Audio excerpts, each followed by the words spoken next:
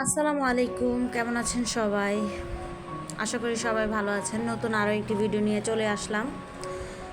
আজকের ভিডিওটা শুরু করেছি বিকাল থেকে। তো এই যে বিকালে ঘুম থেকে উঠে বিছানাটা গুছিয়ে নিলাম। আমার বিছানাটা গুছানো হয়ে গেছে। এই তো বিছানাটাকে ঝেড়ে নিতেছি। আর এই যে পাশে পাঞ্জাবি, তো বিছানা গুছানোর সময় আর কি পাঞ্জাবিটা ভাঁজ করে রেখেছি। দুপুরে হাজব্যান্ড মসজিদ থেকে এসে এমনিতেই পাঞ্জাবিটা রেখে দিছিল, তো সেই পাঞ্জাবিটাকে ভাঁজ করে রাখছি।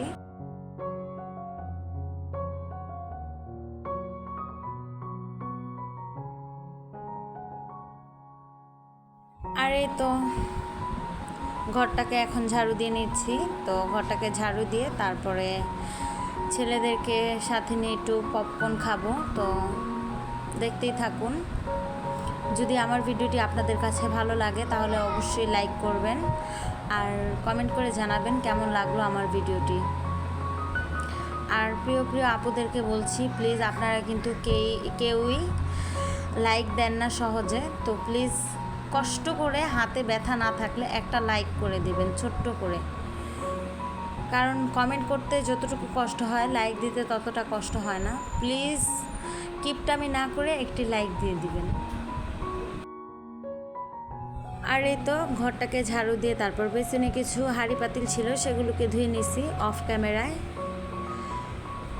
আর এই যে পপকর্ন বসালাম। তো এই প্রথম আমি পপকর্ন ভাজতেছি, জানি না কেমন হবে, আল্লাহ তাআলাই ভালো জানে। তো পপকর্নগুলো ঠাস ঠাস করে ফুটতেছিল, দেখতে তো আমার কাছে বেশ ভালো লাগতেছে, যেহেতু আমি প্রথমবার পপকর্ন ভাজতেছি।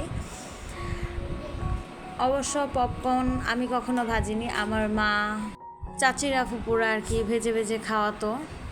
তো আজকে প্রথম আমি পপকর্ন ভাজতেছি। আমার কাছে অনেক ভালো লাগতেছিল যখন পপকর্নগুলো ফুটে উঠতেছিল। তো আসলে প্রথমবার তো, এই যে আমার পপকর্নগুলো হয়ে গেছে। প্রথমবার খুব সুন্দর হয়েছে, অনেকের নাকি পুড়ে যায়। তো আলহামদুলিল্লাহ আমার পপকর্নগুলো পুড়ে নি। তো এই যে বাটিতে ভরে নিতেছি। এখন বারান্দায় গিয়ে তারপর 3 মা ছেলে মিলে বসে বসে পপকর্ন খাবো। তো এই তো বারান্দায় চলে আসছি। বারান্দায় এসে 2 ছেলেকে যে ওড়না বেঁধে দোলনা বানিয়ে দিছি। তো 2 ভাই দোলনায় বসে বসে দোল খাচ্ছে।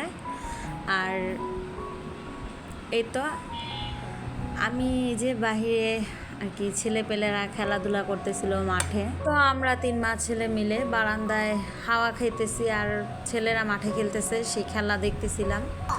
আমাদের বারান্দায় কিন্তু আলহামদুলিল্লাহ অনেক বাতাস আসে, শরীরটা শীতল হয়ে যায় এমন বাতাস, অনেক ভালো লাগে আর কি। তো এই যে 3 মা ছেলে মিলে পপকর্ন খাচ্ছি। আমার ছেলেরা ইয়ামি ইয়ামি বলছে আর মজা করে খাইতেছে। তো এটা দেখে তো আমার কাছে অনেক ভালো লাগতেছে। তো এই যে দেখেন কি সুন্দর ছোট ভাই বড় ভাইকে খাইয়ে দিচ্ছে। তো এটাই হচ্ছে ভাইদের ভালোবাসা। জানি না বড় হলে এই ভালোবাসা থাকবে কিনা এক সময়, আল্লাহ তাআলাই ভালো জানে। তো এই যে বিকেলে 3 মা ছেলে মিলে পপকর্ন খাচ্ছি আর বারান্দায় কি সুন্দর একটা বাতাস আসতেছে, খুবই ভালো লাগতেছিল বাতাসটা। তো আমার ছেলেরা কিন্তু আমার সাথে দুষ্টামি করতেছিল।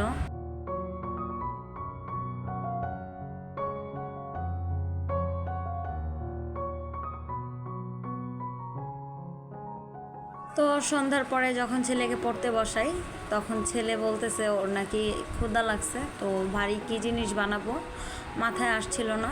পরে ভাবলাম চিনির পরোটা বানিয়ে দিই ছেলেকে।